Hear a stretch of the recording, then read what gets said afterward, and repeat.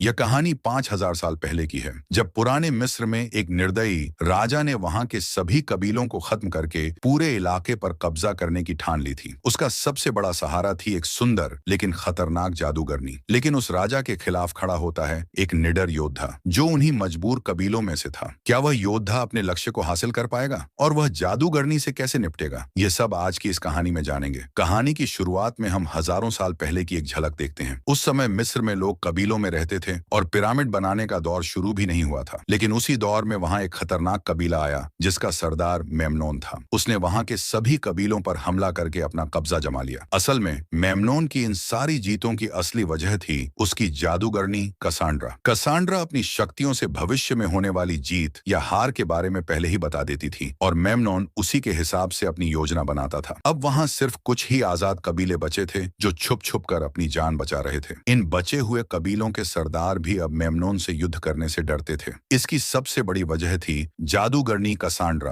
क्योंकि वे अच्छे से जानते थे कि कसांड्रा के रहते हुए कभी भी मेमनोन से जीत नहीं सकते। लेकिन उनमें से एक कबीले का सरदार जिसका नाम फिरून था, वह अभी भी मेमनोन से लड़ने का इरादा रखता था। इसीलिए वह एक कबीले के 3 जांबाज योद्धाओं को बुलाता है जो बेहद खतरनाक थे। उनमें से सबसे बेहतरीन योद्धा का नाम था मथायस। फिरून उन तीनों से कहता है कि वे मेमनोन की जादूगरनी कसांड्रा को मार दें। इसके बदले में वह अपने खजाने के बचे हुए आखिरी बेशकीमती पत्थर उन्हें देता है। ये सुनकर वे तीनों योद्धा कसांड्रा को मारने के लिए तैयार हो जाते हैं। लेकिन फिरून का बेटा अपने पिता के इस फैसले से बिल्कुल भी खुश नहीं है। इसके बाद मथायस और उसके साथी मेमनोन की तरफ बढ़ने लगते हैं। अब वे तीनों वहां पहुंच जाते हैं जहां मेमनोन और जादूगरनी कसांड्रा रुके हुए थे। वहां पहुंचकर वे कसांड्रा को ढूंढने लगते हैं। लेकिन इससे पहले कि वे कसांड्रा को ढूंढ पाते, अचानक मेमनोन के सैनिक उन पर तीरों से हमला कर देते हैं। मथायस किसी तरह बच जाता है, लेकिन उसके दोनों साथियों को तीर लग जाते हैं। इनमें से एक साथी वहीं मारा जाता है, जबकि दूसरा, जो मथायस का भाई होता है, जख्मी हो जाता है। मेमनोन के सैनिक उसे पकड़कर बंदी बना लेते हैं। दूसरी तरफ मथायस किसी तरह जादूगरनी कसांड्रा तक पहुंच जाता है और उसे मारने ही वाला होता है। लेकिन तभी कसांड्रा कहती है, तुम्हारे साथ धोखा हुआ है। इससे पहले कि मथायस कुछ समझ पाता, वहां मेमनोन के सिपाही आ जाते हैं। मथायस उनके साथ लड़ने लगता है, लेकिन अचानक मेमनोन के सिपाही उसे पकड़ लेते हैं और उसे मेमनोन के पास ले जाते हैं। वहां पर सरदार फिरून का बेटा भी मौजूद होता है। उसने अपने पिता को मारकर मेमनोन से दोस्ती कर ली होती है। इसी दौरान मेमनोन के सिपाही मथायस के भाई को भी वहां लाते हैं, जो अभी भी जिंदा होता है। अब मेमनोन मथायस के भाई को उसकी आंखों के सामने ही मार देता है। इसके बाद वह मथायस को भी मारने ही वाला होता है कि तभी कसांड्रा उसे रोक लेती है। कसांड्रा मेमनोन से कहती है कि मथायस को मत मारो। वह चेतावनी देती है, अगर तुमने या तुम्हारे किसी आदमी ने मथायस को मारा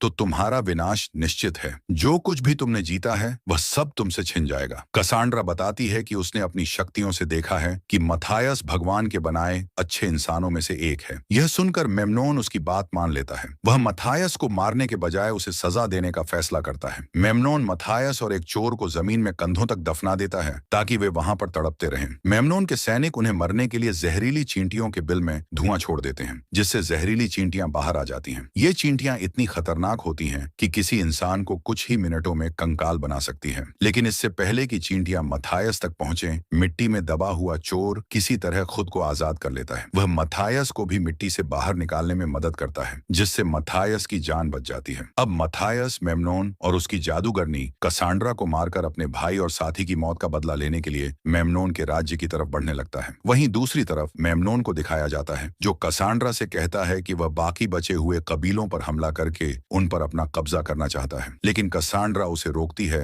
और कहती है, लड़ाई और खून खराबे से कभी किसी का भला नहीं हुआ है। इस पर मेमनोन जवाब देता है, मैं पूरी दुनिया पर राज करना चाहता हूँ और जब मैं सारी दुनिया जीत लूंगा तब मैं तुमसे शादी करूंगा। कसांड्रा कहती है, अगर मैंने तुमसे रिश्ता जोड़ा तो मेरी सारी शक्तियां हमेशा के लिए खत्म हो जाएंगी। मेमनोन जवाब देता है, जब मैं पूरी दुनिया को जीत लूंगा तब हमें तुम्हारी शक्तियों की जरूरत नहीं पड़ेगी। वहीं दूसरी तरफ मथायस और वह चोर मेमनोन के राज्य में पहुंच जाते हैं। वहां एक बच्चा मथायस का वह बैग चुरा लेता है जिसमें बेशकीमती पत्थर होता है। लेकिन आखिरकार मथायस उस बच्चे को पकड़ लेता है। दरअसल यह बच्चा वहीं का रहने वाला होता है, इसलिए उसे उस जगह के हर कोने कोने की पूरी जानकारी होती है। मथायस उससे कहता है कि वह उसे मेमनोन के महल तक ले जाए। इसके बदले में मथायस उसे एक कीमती पत्थर देने का वादा करता है। बच्चा इस प्रस्ताव को मान लेता है और मथायस को महल के अंदर ले जाता है। महल के अंदर उन्हें एक बूढ़ा आदमी मिलता है जो वहां बारूद बना रहा होता है। असल में यह बूढ़ा एक वैज्ञानिक होता है, जो मेमनोन के लिए नए नए हथियारों का आविष्कार करता है। लेकिन वह बूढ़ा आदमी भी मेमनोन को पसंद नहीं करता, क्योंकि मेमनोन उसके साथ अच्छा बर्ताव नहीं करता। मेमनोन चाहता है कि वह बारूद बनाए जिसे वह जंग में इस्तेमाल करेगा। मथायस उस बूढ़े आदमी पर तलवार रखकर उससे पूछता है, मेमनोन इस वक्त कहाँ मिलेगा? बूढ़ा आदमी जवाब देता है, मेमनोन इस वक्त तलवारबाजी का अभ्यास कर रहा होगा। इसके बाद वह बच्चा मथायस को उस जगह ले जाता है जहां मेमनोन अभ्यास कर रहा था। मथायस ऊपर चढ़ने से पहले उस बच्चे को उसकी मदद करने के लिए एक कीमती पत्थर दे देता है। इसके बाद मथायस ऊपर चढ़ जाता है। जैसे ही मथायस मेमनोन को मारने के लिए निशाना लगाता है, वह देखता है कि मेमनोन के सिपाही उस बच्चे को उसके दिए हुए कीमती पत्थर के साथ पकड़कर मेमनोन के पास ले आए हैं। उन्हें लग रहा था कि उस बच्चे ने यह पत्थर चुराया है। मेमनोन अपने सिपाही को उस बच्चे का हाथ काटने का आदेश देता है, क्योंकि मिस्र में चोरी की यही सजा है। इसलिए मथायस को न चाहते हुए भी अपना निशाना उस बच्चे को बचाने के लिए सिपाही पर लगाना पड़ता है। इससे मेमनोन के सिपाही मथायस को देख लेते हैं और उस पर तीर चलाना शुरू कर देते हैं। लेकिन मथायस वहां से भाग जाता है और फिर वह भागते हुए एक कमरे में चला जाता है जहां जादूगरनी कसांड्रा नहा रही होती है। तो मथायस उस जादूगरनी को किडनैप करके अपने साथ मेमनोन के महल से बाहर ले आता है। मथायस जानता था कि मेमनोन अपनी जादूगरनी को बचाने के लिए महल से बाहर जरूर आएगा। जब मेमनोन अपनी जादूगरनी को बचाने के लिए बाहर आएगा तो मथायस उसे मार डालेगा। फिर मथायस उस जादूगरनी को भी मार देगा। इसके बाद मथायस उस जादूगरनी को लेकर मुर्दों की घाटी की तरफ चल पड़ता है। अब रात हो जाती है और वे तीनों आराम करने के लिए एक जगह सो जाते हैं। तभी जादूगरनी वहां से भागने की कोशिश करती है, लेकिन मथायस उसे देख लेता है। मथायस उसे पकड़कर पूछता है, क्या तुम भागकर मेमनोन के पास जाना चाहती हो? जादूगरनी जवाब देती है, नहीं, मैं उसके पास कभी नहीं जाऊंगी, क्योंकि उसने मुझे बचपन से बंदी बनाकर रखा है। फिर मथायस उससे पूछता है, आखिर उस रात तुमने मेरी मदद क्यों की थी? जादूगरनी उसे बताती है, मैंने अपनी भविष्यवाणी में देख लिया था कि तुम मुझे मेमनोन के महल से छुड़ा लोगे। यह सुनकर मथायस कहता है, तुम अगर यहाँ से जाना चाहो तो जा सकती हो, लेकिन बाहर की दुनिया मुझसे भी ज्यादा खतरनाक है। इस पर जादूगरनी निर्णय करती है कि अब वह मथायस के साथ ही रहेगी। फिर अगले दिन वे तीनों अपने सफर में आगे बढ़ने लगते हैं। लेकिन तभी मथायस देखता है कि मेमनोन ने अपने कुछ सिपाहियों को भेजा है उन्हें मारने के लिए। यह देखकर मथायस अकेले ही उनसे लड़ने के लिए चल पड़ता है। दरअसल मथायस को पता होता है कि रेगिस्तान में बहुत जल्दी तूफान आने वाला है, इसलिए वह अपनी आंखों में एक पट्टी बांध लेता है ताकि रेतीले तूफान से अपनी आंखों को बचा सके। जैसे ही मथायस उन सिपाहियों के करीब पहुंचता है, तभी उसके पीछे से एक बहुत बड़ा रेतीला तूफान आ जाता है, जिससे मेमनोन के सिपाहियों को कुछ भी नहीं दिखता। इसका फायदा उठाकर मथायस एक एक करके मेमनोन के सभी सिपाहियों को मारने लगता है। लेकिन तभी मेमनोन के कमांडर को एक गुफा नजर आती है, तो वह जल्दी से अपने बचे हुए सिपाहियों को लेकर उस गुफा के अंदर चला जाता है। फिर मथायस भी उनके पीछे गुफा में चला जाता है। अंदर आने के बाद मथायस एक एक करके उन बचे हुए सिपाहियों को मार देता है। यह सब देखकर मेमनोन का कमांडर डर के मारे अपनी जान बचाकर उस गुफा से बाहर निकल आता है। तो मथायस उसे पकड़ लेता है, लेकिन वह मरने से पहले मथायस को एक तीर मार देता है। दरअसल यह तीर मेमनोन ने उसे दिया होता है, जिसमें बिच्छू का जहर लगा हुआ था, जिससे मथायस के पूरे शरीर में जहर फैल जाता है और वह वहीं पर बेहोश हो जाता है। अब रात को मथायस मरने की कगार पर होता है, लेकिन जादूगरनी कसांड्रा अपनी जादू से उस जहर को उसके शरीर से बाहर निकाल देती है और इस तरह मथायस की जान बच जाती है। अगले सुबह जब मथायस उठता है तो उसे मेमनोन के सिपाही के पास एक पक्षी मिलता है। वह उस पक्षी के जरिए मेमनोन को संदेश भेजता है कि उसके सारे सिपाही मारे गए हैं। लेकिन मेमनोन झूठ बोलता है कि मथायस मर चुका है, ताकि युद्ध से पहले उसके सिपाहियों का हौसला न टूटे। फिर भी उसके सिपाही कसांड्रा के बारे में बार बार पूछने लगते हैं, तो मेमनोन उनसे झूठ बोलता है कि कसांड्रा महल पर ही है और उसकी तबीयत ठीक नहीं है। वह नहीं चाहता कि कसांड्रा की वजह से उसके सिपाहियों का हौसला, जो हमेशा से बुलंद रहा है, टूट जाए। वहीं दूसरी तरफ मथायस, कसांड्रा और वो चोर जो रेगिस्तान में पानी की तलाश में इधर उधर भटक रहे होते हैं, तभी वहां एक धमाका होता है। वे देखते हैं कि यह वही बूढ़ा आदमी है जो महल में मेमनोन के लिए बारूद बना रहा था और अब वह बारूद बनाने में सफल हो गया है। असल में वह बूढ़ा आदमी भी महल से भागकर यहाँ आ गया है, क्योंकि मेमनोन को पता चल गया था कि उसने मथायस की मदद की थी। अब वह बूढ़ा आदमी कसांड्रा को देखकर बहुत खुश होता है। इसके बाद ये चारों मिलकर पानी की तलाश में आगे बढ़ने लगते हैं। आखिरकार उन्हें एक जगह पानी मिल जाता है, लेकिन तभी अचानक बहुत सारे सिपाही वहां आ जाते हैं और वे इन सभी को बंदी बनाकर एक कबीले में ले जाते हैं। यहाँ बहुत सारे लोग मेमनोन से छुपकर रह रहे होते हैं। तभी उस कबीले का सरदार बाहर आता है, जिसे मथायस पहले से जानता था, लेकिन ये दोनों एक दूसरे को बिल्कुल भी पसंद नहीं करते थे। अब कबीले का सरदार उन सभी को मारना चाहता है, लेकिन तभी उस कबीले की रानी आकर उसे ऐसा न करने के लिए कहती है। कबीले का सरदार नहीं मानता और अपने सिपाहियों से कहता है, जादूगरनी कसांड्रा को मेरे पास लाओ। तब मथायस कहता है, जो भी जादूगरनी कसांड्रा के पास आएगा उसे पहले मुझसे लड़ना होगा। इससे कबीले के सरदार को गुस्सा आ जाता है और वह मथायस से लड़ने के लिए आगे बढ़ता है। अब मथायस और कबीले के सरदार के बीच लड़ाई शुरू हो जाती है। कबीले का सरदार मथायस पर भारी पड़ रहा था, लेकिन इतना ताकतवर होने के बाद भी आखिरकार मथायस उसे हरा देता है। फिर मथायस उससे कहता है,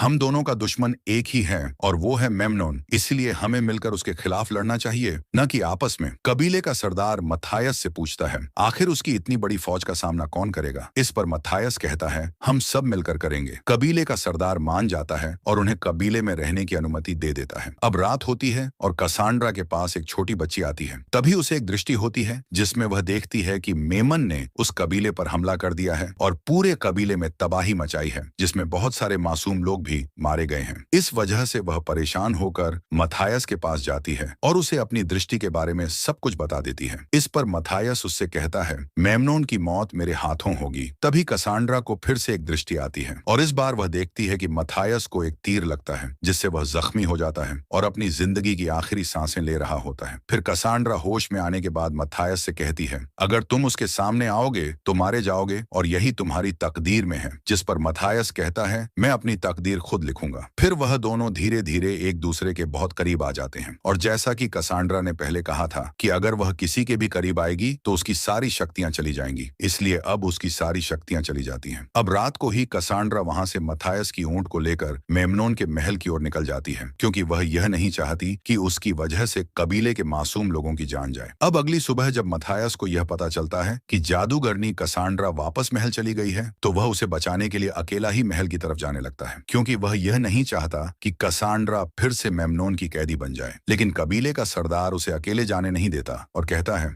हम भी तुम्हारे साथ जाएंगे। वहीं दूसरी तरफ मेमनोन के महल में सभी लोग आनंद कर रहे होते हैं और मेमनोन के सिपाही बार बार उससे जादूगरनी कसांड्रा के बारे में पूछ रहे होते हैं, क्योंकि अगले दिन उन्हें युद्ध में जाना है। लेकिन मेमनोन के पास इसका कोई जवाब नहीं होता और वह उनसे फिर से झूठ बोल देता है कि वह बीमार है। इतने में ही वहां पर कसांड्रा आ जाती है और मेमनोन से कहती है, कल जंग में आप जीत जाओगे। आपके दुश्मन कल खुद यहाँ पर आएंगे, जिन्हें आप आसानी से हरा दोगे। लेकिन मेमनोन को अब कसांड्रा पर शक हो जाता है, क्योंकि उसे लगता है कि कसांड्रा ने अपनी शक्तियां खो दी हैं। इसीलिए वह उसे अपने कमरे में जाने के लिए कहता है और उस सिपाही को भी मार देता है जो बार बार जादूगरनी कसांड्रा के बारे में पूछ रहा था। फिर वह अपने खास सिपाही से कहता है, तुम महल की पहरेदारी करो। वहीं दूसरी तरफ मथायस और कबीले के लोग भी महल के अंदर आ जाते हैं, जहां वह बूढ़ा आदमी जिसने बारूद बनाया था उस चोर के साथ मिलकर बारूद को महल के सामने बिछाना शुरू कर देता है। इसके बाद हम मेमनोन को देखते हैं जो जादूगरनी कसांड्रा की शक्तियों का इम्तिहान लेने के लिए 6 पॉट मंगवाता है, जिनमें से 4 पॉट के अंदर जहरीले सांप होते हैं और 2 पॉट खाली होते हैं। वह कसांड्रा से कहता है कि वह इनमें से खाली पॉट के अंदर हाथ डाले, लेकिन जादूगरनी कसांड्रा उस पॉट के अंदर हाथ डालती है जिसमें सांप होता है। वह सांप को निकालती है और कहती है, तुम्हारा वक्त आ चुका है। लेकिन इससे पहले कि मेमनोन कसांड्रा को मार पाता, तभी वहां मथायस आ जाता है। अब मेमनोन और मथायस एक दूसरे के सामने होते हैं और दोनों में लड़ाई शुरू हो जाती है। वहीं दूसरी तरफ हम देखते हैं जहां कबीले का सरदार मेमनोन के सिपाही को मार रहा होता है। तभी वहां पर सरदार फिरौन का बेटा भी आ जाता है, जिसने कहानी की शुरुआत में अपने ही पिता को मारकर मेमनोन से हाथ मिला लिया था। इस वजह से मथायस का भाई भी मारा गया था। अब कबीले का सरदार उसे भी मार देता है। दूसरी तरफ जब मथायस और मेमनोन की लड़ाई चल रही थी, तब मेमनोन धोखे से मथायस की आंखों में चिगारी डाल देता है और उसे दूर फेंक देता है। तभी वहां पर मेमनोन का एक सिपाही आ जाता है जो मथायस पर तीर मारने ही वाला होता है, लेकिन इससे पहले